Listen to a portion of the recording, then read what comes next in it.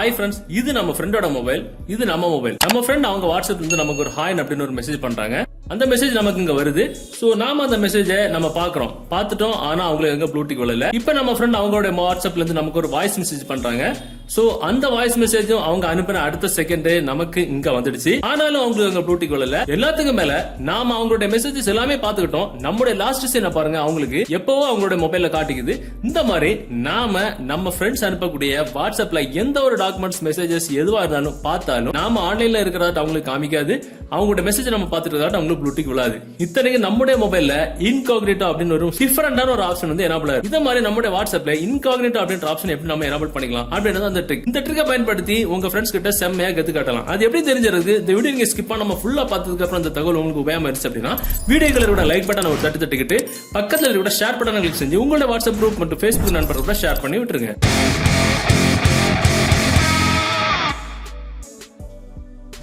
நான் இப்ப பார்த்த மாதிரி ஒரு ட்ரிக் நம்ம பண்ணணும் அப்படின்னா இதுக்கு ஒரு அப்ளிகேஷன் தேவைப்படும். அந்த அப்ளிகேஷன் டவுன்லோட் பண்ற லிங்க் நீங்க பார்த்துட்டு கூட இந்த யூடியூப் வீடியோக்கு கீழே டிஸ்கிரிப்ஷன்ல இருக்கு, அதுல டவுன்லோட் பண்ணிடுங்க. டவுன்லோட் பண்ணி நீங்க ஓபன் பண்ணும்போது உங்களுக்கு ஒரு சில பெர்மிஷன்ஸ் அங்க எல்லாமே எனேபிள் பண்ணி விட்டுருங்க. எனேபிள் பண்ணிட்டதுக்கு அப்புறம் பாத்தீங்கன்னா நம்ம வாட்ஸ்அப் எப்படி இருக்குமோ அதே மாதிரி தான் இதுல இருக்கும். கீழே பாத்தீங்கன்னா ஒரு வாட்ஸ்அப்ல சேட்டிங் ஆப்ஷன் இருக்கும், அதே மாதிரி இந்த ஆப்ஷன் இருக்கும். சோ இதை நம்ம கிளிக் பண்ணோம் அப்படின்னா நம்ம வாட்ஸ்அப்ல என்னென்ன கான்டாக்ட்லாம் வாட்ஸ்அப்ல இருக்குதோ அந்த கான்டாக்ட் எல்லாமே இதுல இருக்கும். சோ உங்களுக்கு இதுல எந்த கான்டாக்ட் கூட வாட்ஸ்அப்ல சேட் பண்ற மாதிரி பண்ணணுமோ அந்த கான்டாக்டை நம்ம இதுல வந்து செலக்ட் பண்ணிக்கணும். அப்படி இல்லைனாலும் நம்ம நண்பர்கள் நமக்கு ஏதாவது வாட்ஸ்அப்ல மெசேஜ் பண்றாங்க அப்படின்னா அவங்க வாட்ஸ்அப்ல அவங்க சென்ட் பண்ணன உடனே ஆட்டோமேட்டிக்கா நமக்கு இங்க வந்துரும். நம்ம வாட்ஸ்அப் ஓபன் பண்ணி பார்க்கணும் அவசியம் கிடையாது.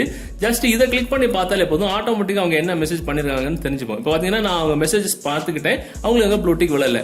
இதே மாதிரி நாம இப்ப எக்ஸாம்பிள் அடுத்த மெசேஜ் பண்றாங்க, அந்த மெசேஜ் அவங்க வாட்ஸ்அப்ல நமக்கு வாட்ஸ்அப்ல வர அதே சேம் டைம்ல இங்க வரும், நாம பார்த்துக்கிட்டோம், அவங்களுக்கு ப்ளூடிக் விழல. இப்போ உதாரணத்துக்கு நான் ஒரு வாய்ஸ் மெசேஜ் நம்ம இப்ப பண்ணிக்கலாம். நம்ம வாய்ஸ் மெசேஜ் பண்ணிட்டு சென்ட் கொடுக்குறேன். சென்ட் கொடுக்கும்போது அந்த வாய்ஸ் மெசேஜ் அவங்களுக்கு சென்ட் பண்ண உடனே நமக்கு இங்க வாய்ஸ் மெசேஜ் ஆட்டோமேட்டிக்கா வந்துடுச்சு. ஆனா அவங்களுக்கு ப்ளூடிக் வரல. இத மாதிரி நாம இங்க இருந்துகிட்டு கூட நாம அவங்களுக்கு மெசேஜ் பண்ணிக்கலாம். நாம இங்க இருந்துகிட்டு கூட அவங்களுக்கு வாய்ஸ் மெசேஜ் பண்ணிக்கலாம். கேமரால போட்டோ எடுத்து அனுப்பிக்கலாம். அட்டாச்மெண்ட் கிளிக் பண்ணி கேலரியில இருக்கிற போட்டோஸ், ஜிப் மெசேஜஸ் எல்லாமே அனுப்பிக்கலாம்.